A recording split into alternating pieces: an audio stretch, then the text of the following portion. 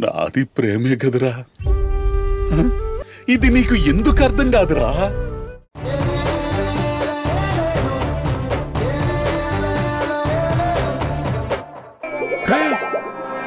నిజమేరా, మధు ఏ మెసేజ్ చేసింది? నేను చెప్పలా మీకేదో టైం కలిసి వస్తున్నట్టుంది. చూడండి ముందు. ఇదిగో చూస్తా. నేనే ఎందుకు మెసేజ్ చేయాలి? డిలీట్ చేసేస్తా.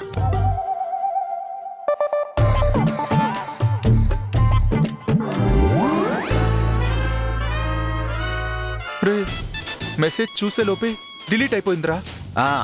మరి మెసేజ్ చేసిన నెక్స్ట్ సెకండే చూడాలి. మీరు నాతో సోదేసుకుంటూ దాన్ని వదిలేశారు.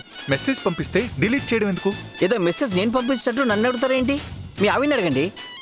అడుగుతాన్రా. ఏంటి మెసేజ్ పంపి డిలీట్ చేసావు?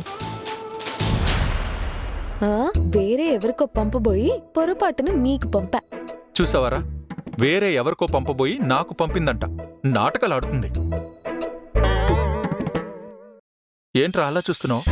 ముందు నాకు విషయం క్లారిటీగా చెప్పండి. ఏంట్రా? మీరు ప్యాచప్ చేసుకోవాలనుకుంటున్నారా, బ్రేకప్ చేసుకోవాలనుకుంటున్నారా? ప్యాచప్పే. అందుకే కదా రేపు ఇంటికొచ్చేలా చేయడానికి ఇంట్లో యాడ్ షూటింగ్ పెట్టా. అదంతా బానే చేస్తున్నారు.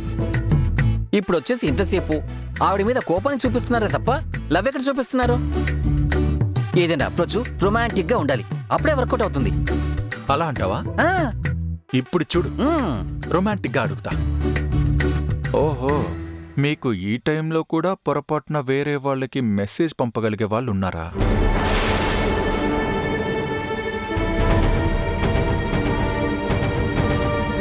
ఏం పంపించారు బాసు?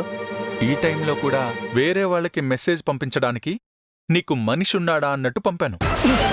మీకే పోయే కాలం. పొసెసివ్నెస్ రా, అంటే నేను కుళ్ళుకుంటున్నానన్నమాట.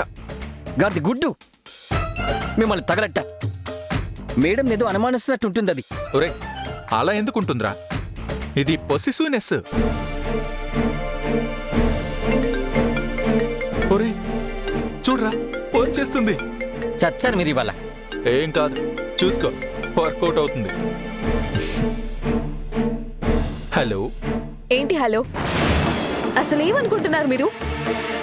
మెసేజ్ పొరపాటున వేరే వాళ్ళకి పంపబోయి మీకు పంపాను అంటే ఈ టైంలో మెసేజ్ పంపగలిగేవారు ఉన్నారా నీకు అంటావా? అంటే ఏంటర్థం? నువ్వు అపార్థం చేసుకుంటున్నావు. నువ్వు వేరే ఎవరికో పంపావని కొంచెం పొసెసివ్నెస్ గా ఫీల్ అయ్యాను, అంతే. పొజెసివ్వా గడిది గుడ్డ? మీకు పొజెసివ్నెస్, ప్రేమ, ఫ్రెండ్షిప్ ఇలాంటివి ఏమైనా తెలుసా మీకు? ఫుల్గా నిలువెల్లా స్వార్థానికి ప్యాంట్ షర్ట్ వేసినట్టు అవకాశవాదానికి బ్రాండ్ అంబాసిడర్ లా ఉంటారు మీరు.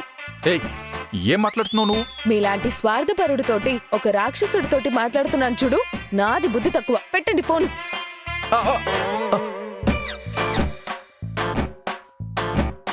అయిందా? బాగా అయిందా? దూలు తీరిందా? ఇలా బుక్ అయిపోయానేంట్రా నేను. మీకు నాలుక మీద శని నాట్యం చేస్తుంది, ఇంతే ఇంకా మీ కర్మ. అయినా ఏ మాత్రం తగ్గనరా నేను. కాన్సెప్ట్ తో కొట్టేస్తా. ఇప్పుడు చెప్తాను చూడు కాన్సెప్ట్. అయ్యో దేవుడా!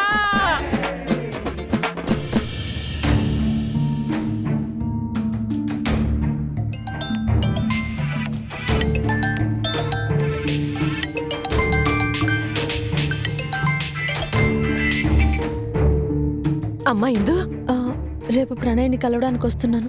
చాలా సంతోషం అమ్మా. నువ్వు మొన్న రానని చెప్పగానే నాకు చాలా బాధేసింది. అందరిలాగే నువ్వు వాణ్ణి ఏకాకిని చేసి వదిలేస్తావేమోనని ఎంత కుమిలిపోయి ఏడ్చానో తెలుసా? అమ్మా, నువ్వు వస్తానని చెప్పావు, సంతోషం. కానీ రేపు కలవడం అంటే కుదరదు. ముందస్తుగా అనుమతి తీసుకోవాలి. రేపు నేను వెళ్ళి ఆ పర్మిషన్ గట్రా చూస్తాను. ఎల్లుండి వెళ్దాం. అలాగే.